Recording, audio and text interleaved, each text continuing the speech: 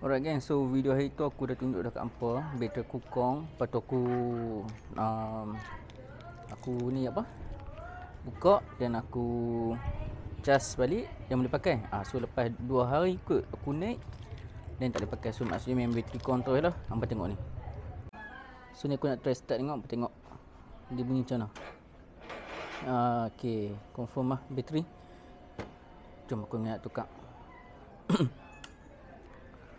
So aku dah beli dah bateri baru. Ni aku beli brand Yuasa ni. So dia punya kod dia ni Yuasa WTX7LBS. Ini punya kod untuk ni lah, untuk TRK 251 ni. So brand Yuasa. So nanti aku tak link bateri ni dan description video. Kita buka tu. So standard lah dia punya acid ni. Okay, so dengan bateri dah, ni size bateri dah. So hampa bagi aku masa saya, aku nak buh unit acid dulu. Sekejap lagi aku sambung. Alright kan, so ni bateri dia. Kita buka seal je ni tu. Plastik dah, acid dah. Standard lah. Okay, set. Kita buka yang merah ni. Okay. Dan kita buka botol ni. Dia punya penutup ni. Macam biasa lah, kita tekan. Dengan pegang pula dia ayak ni. So kita tekan. Okay, kita biarkan dia isi. Tak main dia auto isi.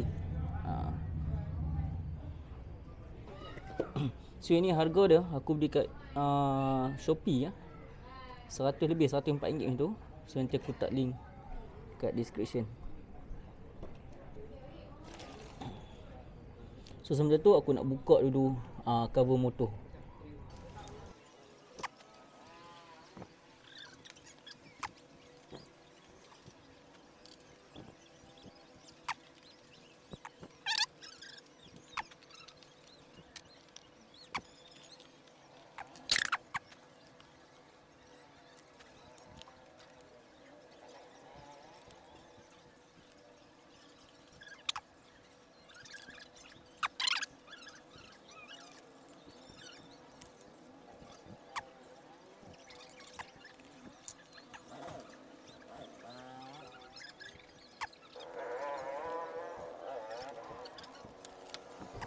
Okay kan, so memang betul motor bateri ni memang dah habis merah dah, halal ataupun pakai 3 tahun betul ya. So jom kita tukar bateri baru pula. Alright kan, so aku dah pasang dah bateri ni. Okay, aku dah pasang dah ni. Kita start tengok.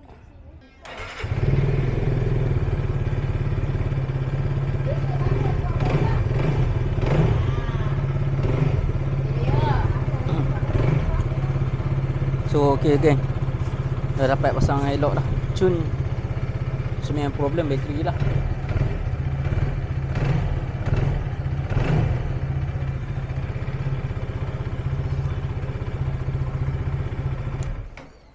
So dah ni aku nak pasang cover dia balik.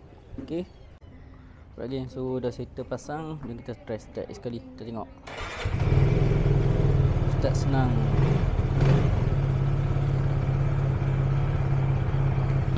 Cuma confirm masalah bateri kan. So sahabat-sahabat dapatkan bateri ni, aku tak dalam description link. Okay, harga pun murah kan.